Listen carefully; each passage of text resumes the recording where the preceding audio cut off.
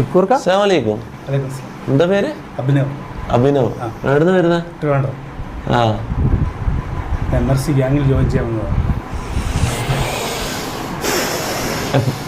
എന്റെ ജോലിയൊക്കെ വിട്ടിട്ടാണ് ഞാൻ വന്നത്. ജോലി സ്കൂളിലെ സാറാണ്.